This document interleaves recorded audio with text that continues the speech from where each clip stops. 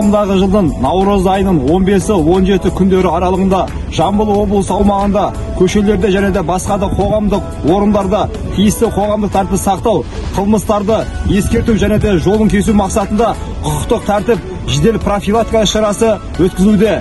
Шараның негізгі мақсаты қылмыстардың ізін суытпай, бұрын жасалған қылмыстарды ашу және де олардың анықтау бағытталған басқа да шараларды қабылдау, қылмыстар мен құқық бұзушыларды алдын алу, қоғамда құқық бұзушылықтарға мүлдем төзбеушілік қағидатын қамтамасыз ету бойынша қосымша шаралар қабылдау, жол жүрісін әсіресе қала сыртындағы автожолдарының бақылауды күшейту болып табылады.